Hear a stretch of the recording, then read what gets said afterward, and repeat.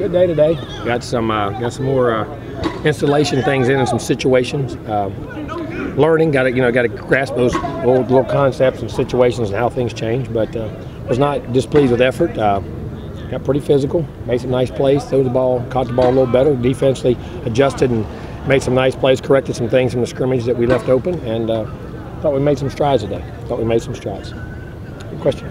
2 weeks away. Are you happy where you're at right now? I'm not unhappy. I mean, as a coach, you understand something. You see all the problems, man. Sometimes you're never happy, but I'm very pleased. I am pleased about where we're at. I see which direction we want to go. Sometimes you can't, early in camp, boy, are we going to really be able to do that, or can we go here?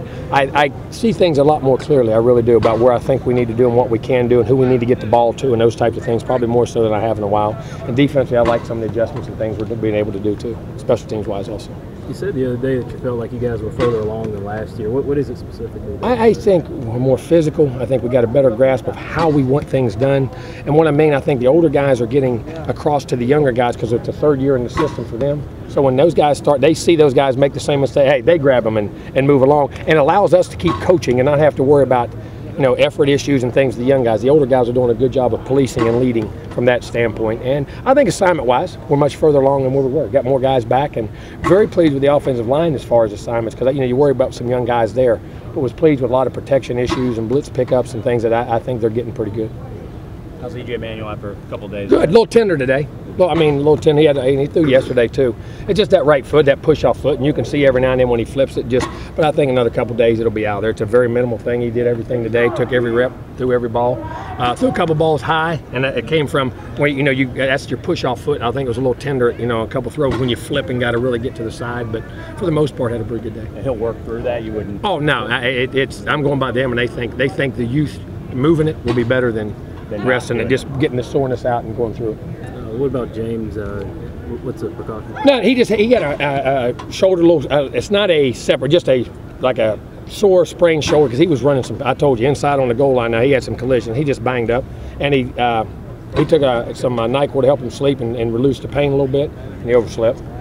So we'll adjust for that. We had to send somebody. And sometimes you take a pill like that, or a NyQuil will knock you out, and he just didn't hear his alarm, and so we'll adjust that. But he got out here and went through practice, took every rep. We just kept him out of took him in a blue jersey where he's not getting contact. But that was just from how physical we ran in the scrimmage. And for backs, if they run right, usually don't want to get them hit till Tuesday or Wednesday the next week. Yeah. How about Goldman? Fine. I think it's had a little MCL, just a little strain in his knee. First time in live action, somebody rolled up on his knee a little bit, but we don't think there's anything wrong. Another day or two, he should be good. That's the prognosis I got today. When you looked at the film of the scrimmage, offensive line play as well as you thought they did? Yeah, I did. I was very pleased with the way we blocked, the way we moved people, displaced people. You know what I mean? I mean, they're blocking good players. I mean, not anything disgraceful in the defense, but much better than we've ever had around here. I mean, the size and the holes and the seams inside was much better. Goal shoot yardage was very good. Goal line situations were very good. Just running the ball in general, you know what I mean? And was pleased. I mean, our defense did some really good things in third and long. We had those third down drills things. Like I said, we can bring some pressure too. So, and we got to get better there. But in the scrimmage part of it, I thought we were really good protection-wise. In the situation parts, we can get a little better. But we put them behind the 8 ball, 3rd and 10, 3rd and 8, when them guys can blitz and bring some pressure. And it's, that's when you got to throw it, and what we're doing. But very pleased with the progress they're making. Yes, I am. Heard a lot about how Greg Dent's been coming along. Is that a result of him being an upperclassman and maybe some of the competition from the other receivers? And I think a little bit of it. I think it's everything. It's just nowadays, we want all those guys to play as freshmen and sophomores. In the old days when they were redshirt juniors, I bet people forget Dawsey was a great player around here. Well, his junior year he caught 18 balls, but then he had 18 balls. Senior year he caught 60. You know what I mean? Or 30. That progression. I just think it's maturity, progression. Knowing the system, and then like I say, competition. Competition really brings it out of you, and stop doing knucklehead things as far as just typical freshman things, and being consistent. And then he always had tremendous ability. He really has. So Trey last year would have come on early. Trey Jackson? Yes, sir. Probably would have come on earlier if it wasn't for being banged up last year. Yes, year. because he had the knee early. He would have played probably a lot more and gotten that rotation a little more anyway. So he knew who him and Jose were going to be guys that could. We felt that. And it's a matter of learning and getting there and doing it, but we felt from early time, you know what I mean? We really felt good about those guys. Yes, we did. Is the toughest thing about playing young linemen, is it usually just that they're not big enough and strong enough, or is it usually the assignments? It's usually both, because that's why you don't see, football is the one sport guys don't go from high school to the NFL.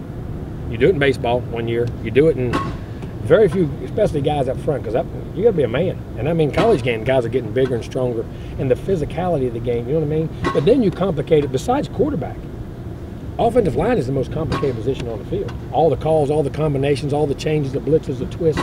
You know, that's a very hard place to master early, even if you are great talent, because of everything that goes on. You know what I mean?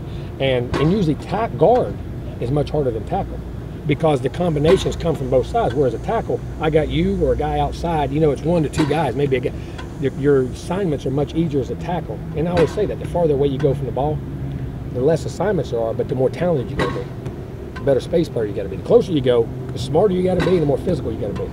You know, and from that standpoint, as a guard, it's hard sometimes. You know, tackles and games, but it's both things are very hard as an offensive lineman. That's why we were blessed that those guys were physically pretty good size when they came in.